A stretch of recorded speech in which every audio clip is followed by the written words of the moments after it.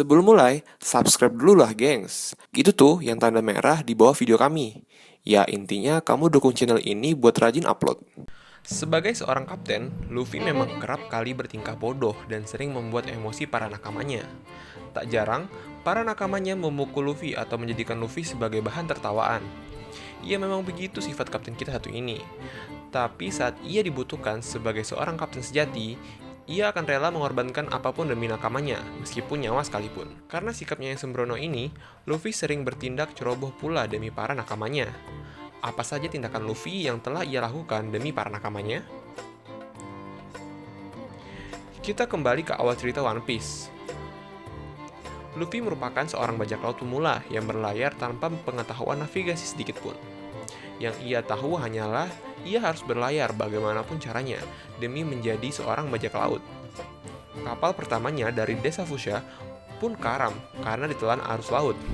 Dan ia terpaksa masuk ke dalam sebuah tong bekas anggur sampai ia tiba ke suatu tempat atau diangkat oleh orang lain. Pulau tempat ia singgah pertama kali adalah tempat ia bertemu dengan rekan pertamanya, yakni Zoro. Kala itu, Zoro dijebak oleh Helmeppo dan diikat di tengah lapangan dikarenakan Zoro melukai anjing milik Helmeppo yang mencoba menyakiti seorang anak di sana. Luffy yang mendengar kisah Zoro tertarik merekrutnya. Meskipun ia belum mengenali Zoro dengan baik, Luffy langsung mengangkatnya sebagai rekan pertamanya. Tentunya, Zoro menolak tawaran tersebut. Tapi untuk mendapatkan rekan pertama yang kuat, dibutuhkan pula pengorbanan yang setara. Inilah bentrokan pertama kali Luffy melawan Angkatan Laut.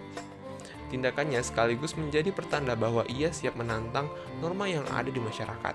Tak ayal, Zoro pun terkagum oleh sikap Luffy yang mencoba menyelamatkan sehingga Zoro pun menerima untuk menjadi rekan pertama Luffy. Setelah bertemu Zoro, Luffy pun bertemu dengan rekan keduanya, yakni Nami. Saat itu Nami pun sebenarnya hanya memanfaatkan Luffy dan Zoro demi selamat dari kejaran bajak laut, serta ingin mengambil harta Luffy suatu saat nanti. Benar saja, ketika Luffy telah mendapatkan Going Merry beserta mulai mapan dengan harta yang ia miliki, Nami mencoba membawa kabur Going Merry dan harta yang dimiliki oleh Luffy. Sontak Luffy memerintahkan sisa krunya untuk mencari Nami, karena bagi Luffy, Nami adalah seorang navigator kapalnya. Setelah menyusul Nami ke desa Kokoyashi, alhasil Luffy pun mengetahui fakta yang sebenarnya. Nami mencuri harta dan kapal milik Luffy dikarenakan ia ingin membebaskan desanya dari bajak laut Arlong.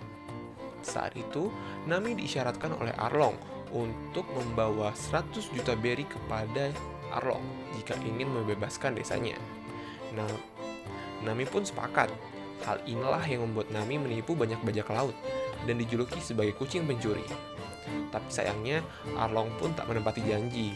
Nami pun marah bukan kepalang, menusuk pisau yang ada di tangannya ke lengan bagian atasnya, tepat tato bajak laut Arlong berlada. Luffy pun emosi bukan kepalang, ia mengambil topi jeraminya dan menitipkannya kepada Nami.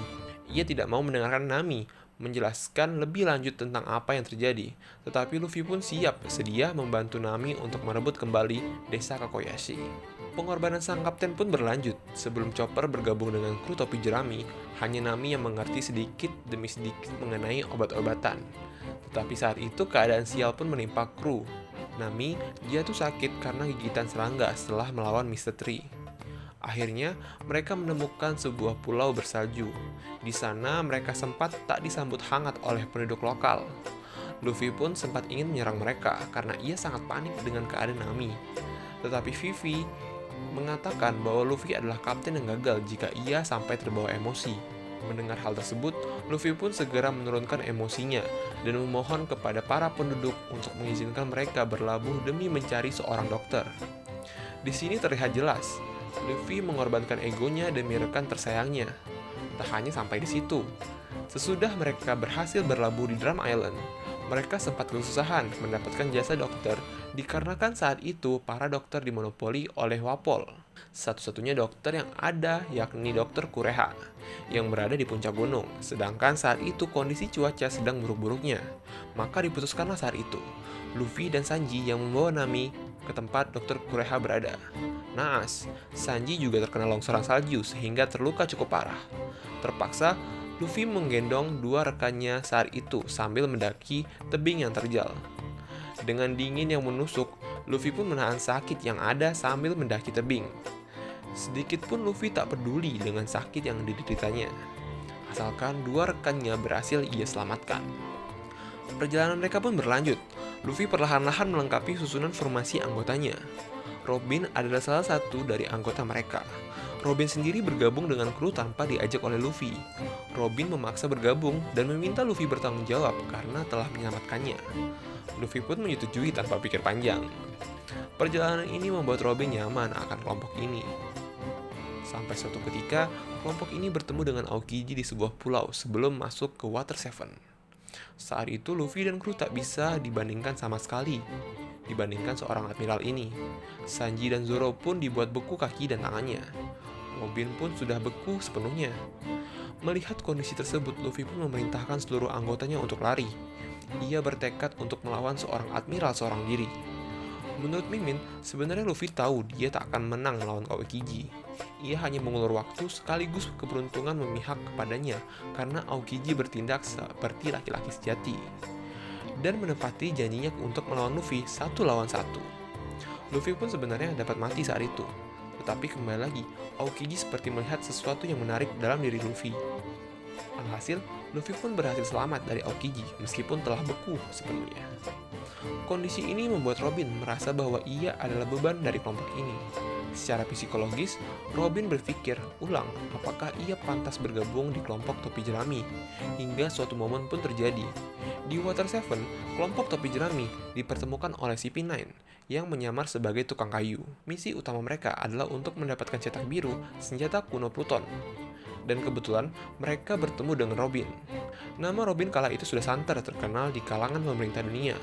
Pasalnya, ia satu-satunya warga yang selamat dari Pulau Ohara dan membuatnya menjadi buronan terkenal di umur yang sangat muda. CP9 pun mengenali Robin saat itu. Dan Robin pun yang sedang berpikir untuk keluar dari kelompok topi jerami menganggap ini adalah waktu yang tepat untuk menyelamatkan teman-temannya. Robin pun pergi dan menyerahkan diri kepada CP9. Luffy yang mengetahui keanehan Robin memutuskan untuk menjemputnya kembali di Enies Lobby. Sesampainya di Enies Lobby, Luffy mengetahui fakta bahwa Robin menyerahkan diri untuk membebaskan teman-temannya dari ancaman pemerintah dunia. Disinilah letak pengorbanan dan prinsip Luffy sebagai kapten dipertaruhkan.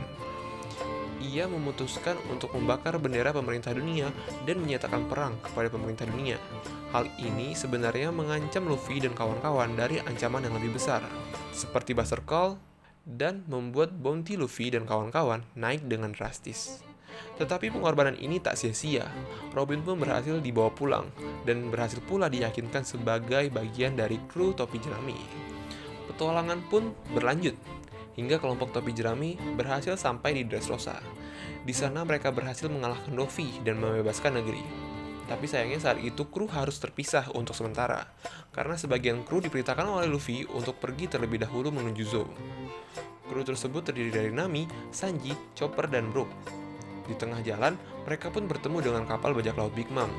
Peccoms dan Beji yang mengikuti mereka hasilnya juga sampai di Zou. Peccoms dan Beji pun datang ke sana bukan tanpa sebab. Mereka datang untuk membawa Sanji ke Whole Cake Island dengan maksud menikahkan Sanji dengan salah seorang anak Big Mom. Di sini rahasia terbesar Sanji terbongkar. Ternyata Sanji adalah seorang anak dari kerajaan Germa, keluarga Vinsmoke. Saat itu, kru pun tak bisa berbuat apa-apa. Ditambah lagi, Sanji juga mendapatkan ancaman jika tidak ikut maka krunya dan juga keluarganya di Baratie akan dibunuh. Mendengar hal tersebut, Sanji tak mau ceroboh karena mereka pun sudah terpojok di sana. Hingga pada akhirnya, Sanji pun memutuskan untuk mengikuti Beji pergi ke Whole Cake Island. Luffy yang baru sampai di Zou mencoba mendengarkan apa yang sebenarnya terjadi. Rencana mereka yang awalnya hanya untuk menjatuhkan Kaido, tetapi harus berputar arah terlebih dahulu dan mencari gara-gara dengan Yonko lain. Iya, hal itu ia lakukan untuk membawa kembali krunya yang berharga dari tangan Big Mom. Sesampainya di Whole Cake Island, Luffy, Nami, Brook, Chopper, dan Carrot melewati banyak rintangan. Mereka melawan berbagai musuh dan ancaman yang ada. terutama Luffy. Ia dihantam oleh berbagai perlawanan dari anak-anak Big Mom. Hal ini membuat Luffy kehabisan banyak energi. Ia pun sulit untuk memulihkan energinya, dikarenakan tidak bisa mendapatkan sumber makanan. Dan di saat bertemu dengan Sanji untuk pertama kalinya di Whole Cake Island, Luffy mengatakan tidak akan pernah makan sampai Sanji sendiri yang membuat makanan untuknya. Tindakan ini membuat Luffy kelaparan bukan main. Ia harus terbiasa dengan sesuatu yang bukan menjadi kebiasaannya. Dan akhirnya, ia pun terlihat sangat kurus dan sekarat dikarenakan tidak memakan apapun dan kelelahan. Luffy benar-benar percaya kepada Sanji akan datang untuk memberikannya makanan, meskipun pada awalnya Sanji berniat benar-benar untuk meninggalkannya. Tak hanya sampai di situ pengorbanan Luffy untuk menyelamatkan Sanji. Luffy juga sempat tertangkap oleh Mondor. Ia dikurung di sebuah sel bersama Nami kala itu. Awalnya Luffy tidak terlalu panik, tetapi saat ia mendengar rencana Puding untuk membunuh Sanji, ia emosi bukan kepalang. Karena emosinya ini, Luffy pun berniat untuk memutuskan lengannya agar dapat menyelamatkan Sanji. Ia memutar lengannya ke seluruh tubuhnya agar melar dan dapat lepas dari paku yang menahan tangannya. Dia tidak peduli bagaimana nasibnya saat itu. Sedangkan Nami yang berada di dekatnya mengingatkan Luffy bahwa ia akan mengalami pendarahan yang sangat hebat dan bisa saja mati karena hal tersebut. Sekali lagi, Luffy pun tak peduli. Beruntung saat itu, Jinbei datang menyelamatkan Luffy beserta Nami sehingga ide nekat Luffy tak terrealisasikan. Perkara melawan seorang Yonko juga masih berlanjut, tapi kali ini tindakan Luffy nekat bukan terjadi di Whole Cake Island, melainkan saat ia berada di Wano. Bisa dibilang ini pengorbanan sekaligus tindakan ceroboh dari Luffy. Seperti yang terjadi saat melawan Aokiji, Luffy tak peduli bagaimana kekuatan lawannya. Seperti itulah saat ia datang menerjang Kaido. Kaido yang saat itu mabuk terbang ke langit negeri Wano. Ia mencari penyusup yang dirumorkan adalah Mugiwara no Luffy. Tindakan ini sangat ceroboh. Kaido bisa saja menyebabkan kehancuran besar bagi Kuri dan juga Wano jika ia mengamuk dalam kondisi mabuk. Hawkins yang melihat kondisi darurat ini tak bisa tinggal diam. Ia mencoba mengambil inisiatif untuk mengarang cerita di mana letak kelompok Mugiwara berada. Ia pun asal sebut dan mengatakan Luffy berada di Kastil Oden. Sontak, Kaido pun menyemburkan apinya ke arah Kastil Oden. Kebetulan saat itu para kru memang berada di sana. Luffy yang panik sangat khawatir terhadap kondisi teman-temannya, dan hal ini pun memancing amarah Luffy. Segera ia menerjang Kaido yang ada di angkasa. Ia tidak mengetahui kapasitasnya saat itu, dan dikuasai penuh oleh emosi. Bagaimana kondisi kru saat itu? Berkat kekuatan Juku-Juku milik Shinobu, mereka pun berhasil selamat. Sayangnya, Luffy tetap nekat menerjang Kaido, dan hal ini membuat dirinya tertangkap dan ditahan di penjara Udon. Begitulah berbagai kisah kapten kita demi para nakamanya. Meskipun ia kerap bertindak konyol, tetapi berbagai tindakan beraninya tetap pantas diapresiasi sebagai pemimpin yang baik. Kisah mana yang membuat kamu merinding akan pengorbanan sang kapten? Tulis di komentar. Sampai di sini dulu pembahasan kita kali ini. Sampai jumpa di pembahasan kita berikutnya.